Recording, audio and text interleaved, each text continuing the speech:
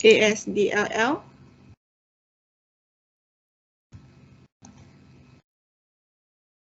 Then yes, also conduct a comparison using between ECX and EBX.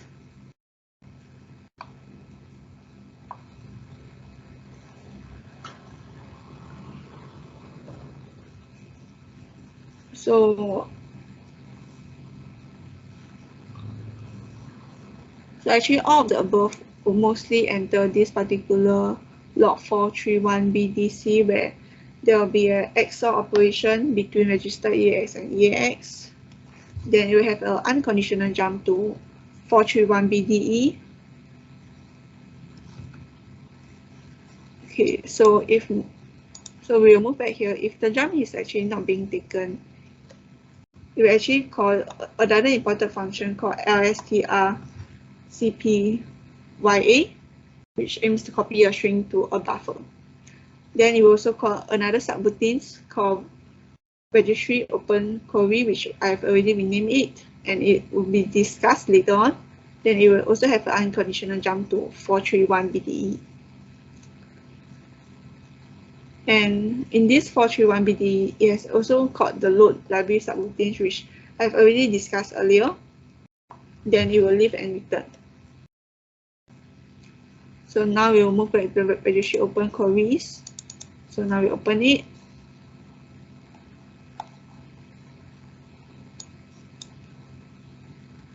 So we can see that it has actually called functions such as get module, handle A, get poll,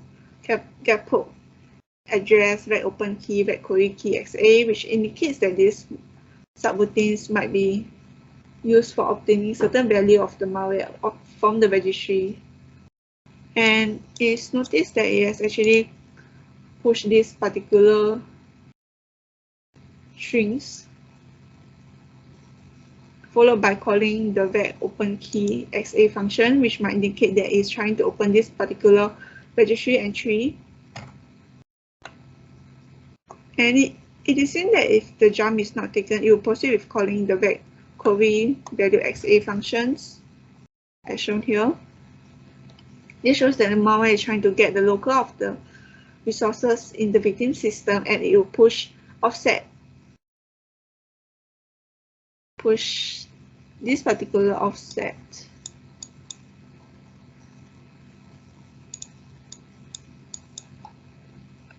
If the jump is being taken previously, you'll push this particular offset called anti-DLL.DLL.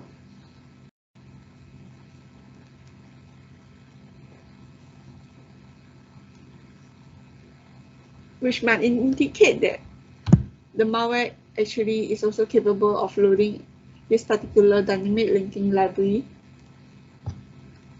And if the comparison here, the jump is not being taken, it will actually enter this, and it can be seen that this imported function is being imported, and this function is used to enumerate language specific resources of the specified type and name. And below you can see that there are also a number of convert default local function called after the process above, in which I will not go into the details. And we can see that for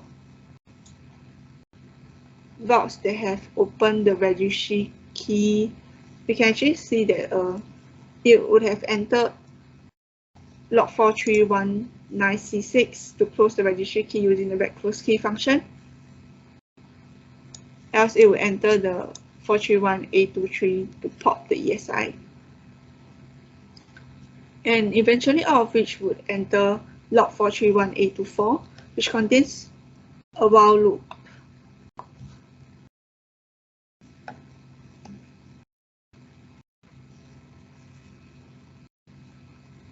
The while loop will continue if the conditional jumps which compare register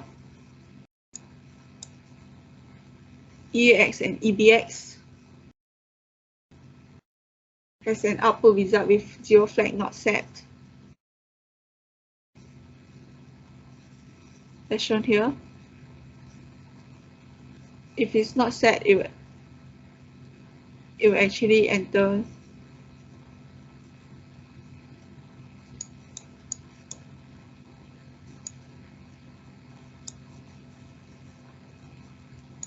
if jump is not 0, it will actually enter this particular functions, and if 0 flag is being set, it will actually go into this process and loop back again to 431A33, which forms a loop.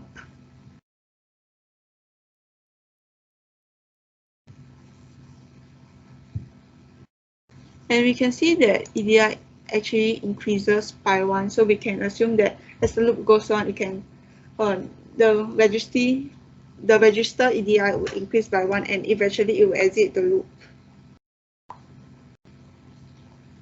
And eventually all the process will end up at 431A4C, where the load library subroutine is called, which was already discussed earlier.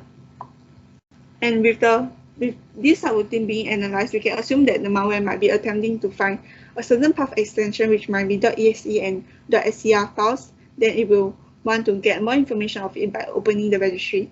This will facilitate the process of the malware infecting all the .exe and .scr files in the victim system.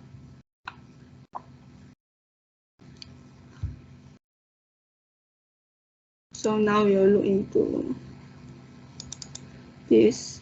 This is the registry path, and this is actually a host-based indicator that are also seen in Bindex during basic static analysis. So we want to see the cost reference. So we can see that this particular subroutine actually called this offset 431A5B. So we will jump.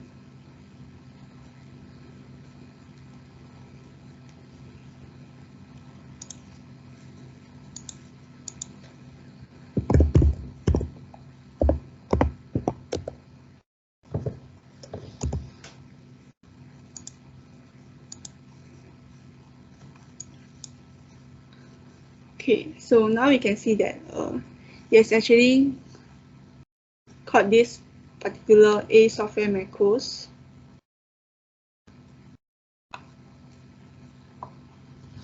So we can see that after calling it, right, it has actually, if jump is being taken, which means the 0 flag is set, we will actually open the key. And if jump is equals to 0, 0 flag is set, it will actually close the key immediately.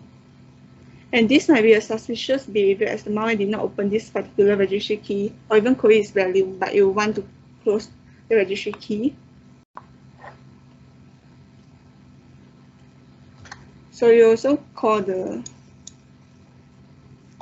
open key, then you query the value.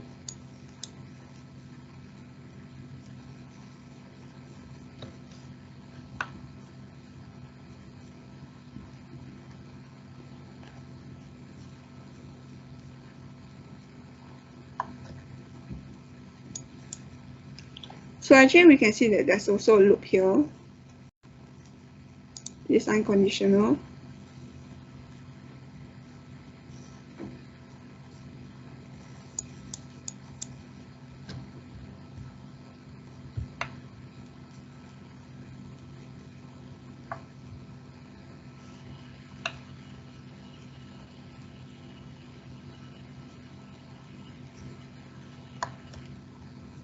So as we look at this subroutine, we can actually get some idea that what it's trying to do, and we can suspect that they might be checking a modification of this particular registry path.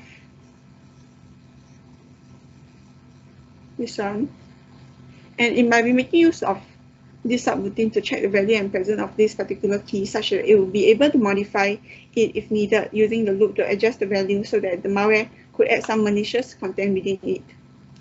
In summary, with advanced static analysis, we are able to further analyze the behavior and functionality of the Win32.Pinfi.B malware without executing it. Using other probe, we would have already looked into assembly code and how the different functions link to each other, as well as the different subroutines created and called in the main program. Based on the analysis conducted, we will have some idea of what the malware is trying to do, in which the malware might be trying to inject a malicious temporary file into a process, which will then create a registry entry within this software path entry. And the malware will try to search and locate all the files with .exe and .scr extension and try to infect the file. We also suspect that the malware might have the capability to rewrite its own reference file, which it uses to run it on the victim system upon deletion. However, with just advanced static analysis, it's not enough. There might be functionality that are missed out or cannot be discovered without actually running the malware in the system. Furthermore, this example only offer a snapshot of what a program looks like immediately prior to execution of the first instruction of the malware. Hence, we would still need a debugger to provide a dynamic view of the malware as it runs and obtaining information that would be difficult to get from this example. Thus, we will be carrying out dynamic analysis in the next video. So, thank you.